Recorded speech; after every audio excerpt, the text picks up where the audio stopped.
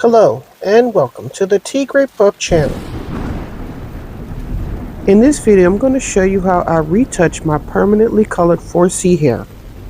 If this topic interests you, then please keep watching.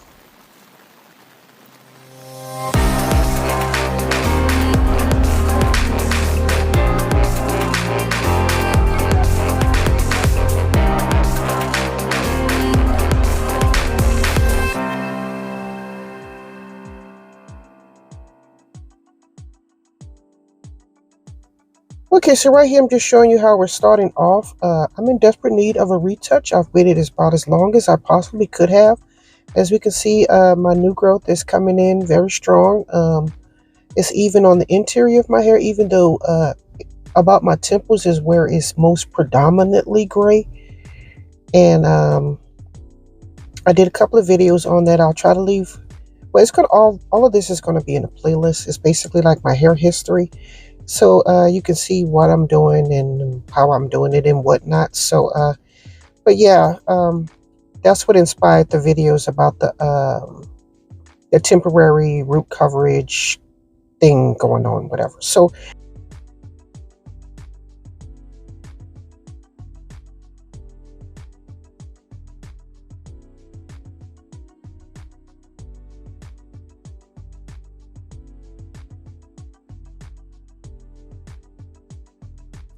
okay, so according to my notes, my last permanent hair color was on October the 29th. So I ended up doing my retouch on February 10th, which is a total of 14 weeks. And with that said, if I stay on course, my next retouch is not due until Saturday, May 18th of 2024.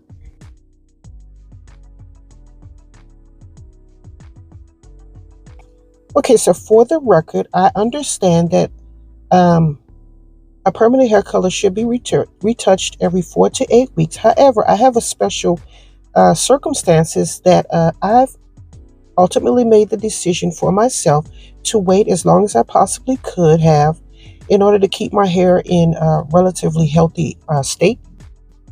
Also, I think you're going to find some of the things that I'm doing in this video are quite different that most people would have done. So yeah, so I guess I'm a bit of a rebel, I guess. But yeah, this video is about how I'm permanently coloring my hair. This is not how everyone should color their hair. So please keep that in mind when watching this video. Thank you. And also, I'd like to give you a brief hair history. My hair has been permanently colored and highlighted. Plus, my hair is very fine texture. So it's very easy to break. So I kept all of that in mind when I was making my decision of how long I should wait before I did a retouch. So those are some of the things that I considered.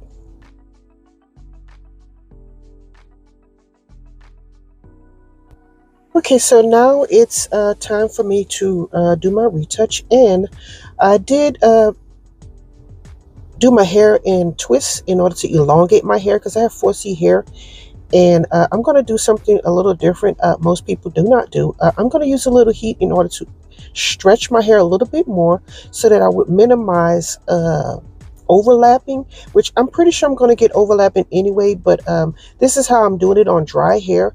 I typically use grease on my hair, and the week before I'm doing this video or doing this retouch, I did not use grease. I just used oil on my hair oil. So right here, I'm just going to show you the compare and contrast between my hair, even though it's been stretched. The last time I washed my hair was about a week ago, and I live in a humid climate, so it did retract a little bit. But yeah, so I'm just going to elongate my hair in order for me to minimize overlapping when I apply the permanent hair color. So that's what you see me doing here. This is before I begin my permanent hair color retouch. Okay, so as you can see, I'm concentrating on my hair throughout, not just on the roots or not just on the ends, because I still need to be able to section my hair while I'm applying the hair color. So that's what this is all in preparation of.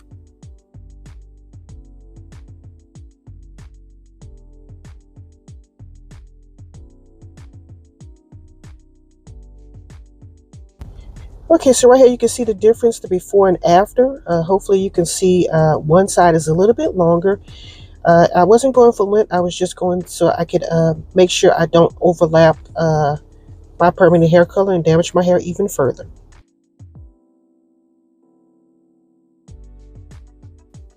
Okay, so here's what my hair is looking like after I've done all of that. As you can see, it's already reverted again.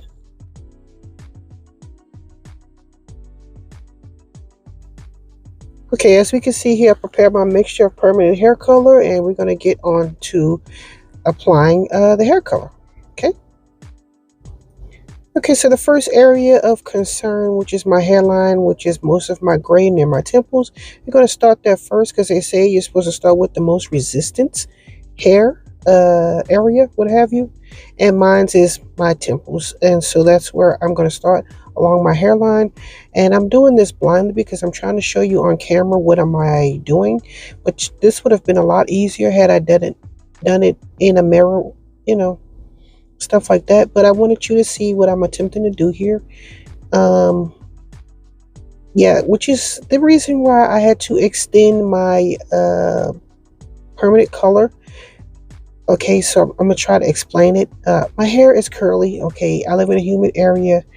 There's no straightener in my hair, and so even now that my hair is, you know, blown dry, a little straight, it's still going to recoil once I've applied this wet product, which is the permanent hair color. And so I needed enough new growth in order for me to be able to at least attempt to not overlap. So that was my mind set as far as like this is concerned. So I'm trying to go no further than where my new growth is, but I'm expecting it to seep a little further down, if that makes any sense. This particular product is a leftover from a previous brand that I used before, which I used when I first permanently colored my hair, and it came out too dark.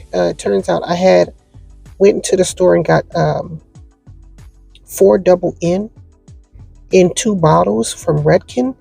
So that's what you see me applying here.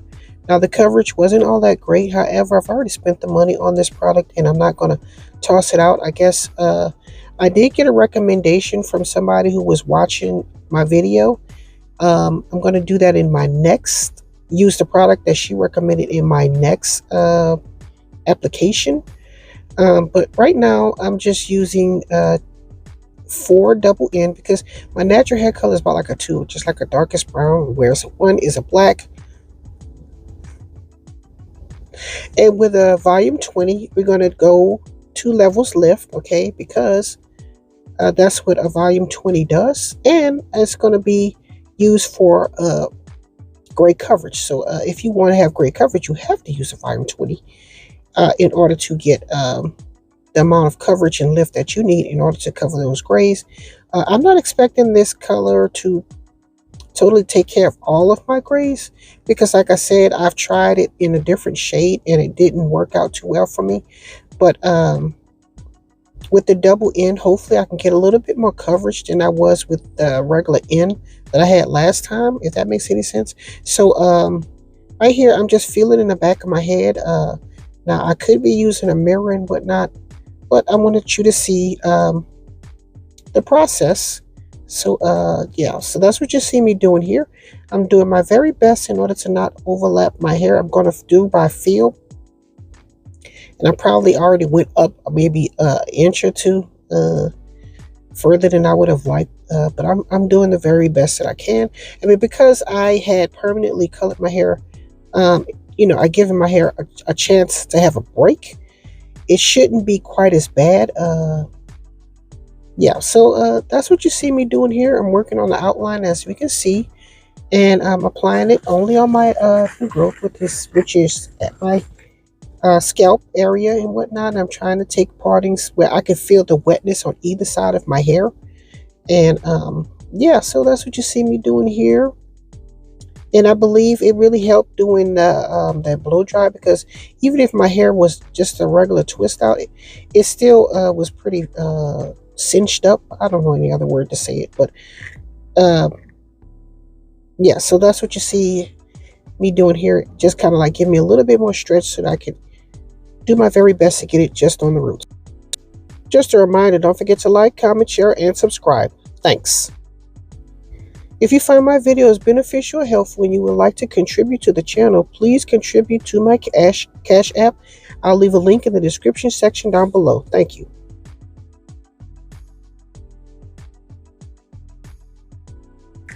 Okay, so now that I've done my roots, okay, according to Redken, they do not pull the hair color to the ends. They use a demi-permanent hair color, which is what I'm going to do next. Right now, I'm just measuring off my hair color, which is a demi-permanent hair color, not a permanent hair color. And this is a demi-permanent hair color that's supposed to last 28 shampoos. And it's a Shades EQ. I would like to say that much. And I did it in, I want to say a 6N and a 6NA to kind of like neutralize the warmth in my hair. And I'm trying to put it just on my mid shaft because I don't know if you saw any of my other videos. I had my ends lightened and they came out a little too light. So we're just applying it to the mid shaft right now. Eventually it's going to be rolled down to the ends. So that's what you see me doing here. And I'm going to let you see how I'm doing that right here. And if I see any other areas, I'll do chime in or check in. And yeah. But yeah, I'm not bringing it to the roots because I've already got the permanent hair color going on down there. I'm just trying to get as close to where the permanent color stopped. So I won't dilute the permanent color at the roots, and then that would defeat the whole purpose of me even permanently coloring my hair. So yeah, I'm just doing my very best. I'm not trying to get it on my scalp or anything. I'm just trying to get it on the mid shaft and ends, or basically where the permanent color ends. Yeah, so that's what you see me doing blindly. I would like to add that, but yeah, I didn't have a chance. Well, I can't do a video showing you demonstrating without, I couldn't do it in a mirror like I would have liked and have a video camera going at the same time. It's just entirely too much. But yeah, so this is the best thing that I could think of, but hopefully it'll help you if you're trying to do the same thing. Maybe you got 4C hair and maybe you can learn something in the process. As we can see here, I'm pulling it through the ends, and I'm trying to make sure I got even coverage, okay? But yeah, that's what you see me doing here.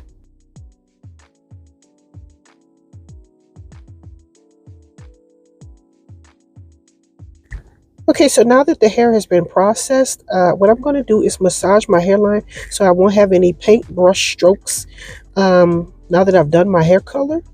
So that's what you see me doing here. And then up next, you're going to see what I'm going to do.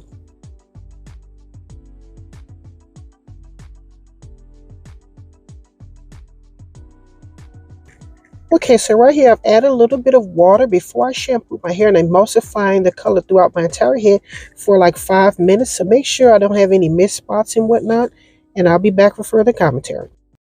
Hey, did you know I sell wigs? I sell 5x5 closure wigs of varying cap sizes, cuts, colors, styles, okay? And I'm going to be getting into lace frontal, but right now I'm just doing the closure wigs because it's easier to maintain and whatnot, and it's beginner friendly. So if you were in the market to purchase a closure wig, then please check out my webpage, as you can see, at www.tigrepupbeauty.com. Tpup is short for Tigrepupbeauty, to make it a little bit easier instead of a long text. So check it out. Thanks for watching. Tigre got the wigs, you gotta come through. Tigre's what you need to be a brand new you. Tigre wigs. Tigrepupbeauty.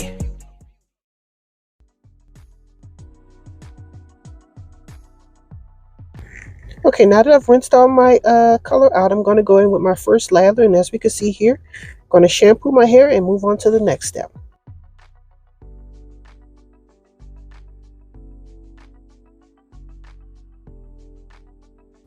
Okay, so off camera, I've shampooed my hair 2 times, one with the moisturizing shampoo and one with like the Care detangling shampoo, to make sure my hair is not all dry and tangled and whatnot.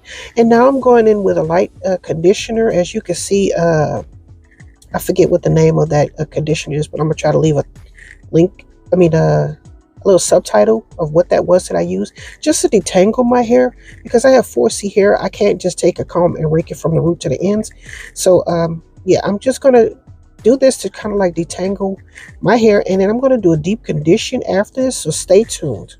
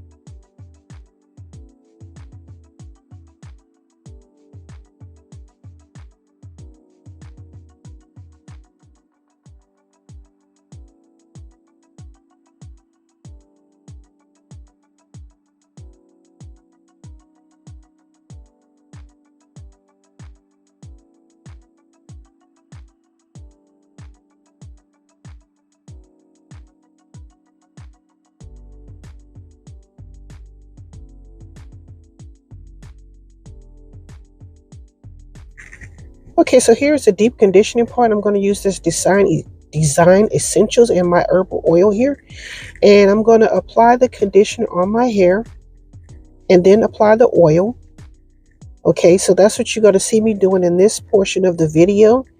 And because my hair is already detangled, it's not going to cause any breakage, and it's just pretty much easy to comb through, as we can see here. And I'm going to do this throughout my entire head. And yeah, you can just sit here and watch. I feel like my hair is going to need a deep conditioning treatment because I've just done something that's very damaging. You know what I'm saying? So I want to make sure that my hair isn't too dry and cause breakage.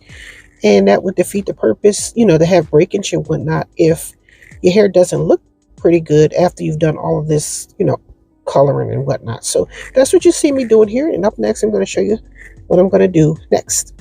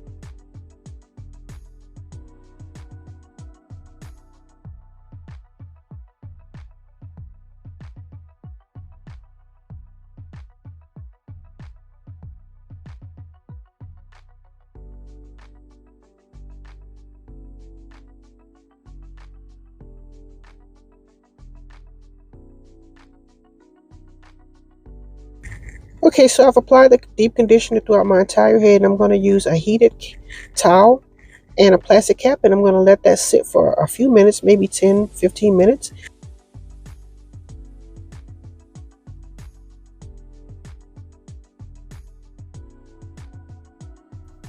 Okay, so here is a reminder of what my hair looked like before I colored it. Again, I waited about 14 weeks before I got a retouch.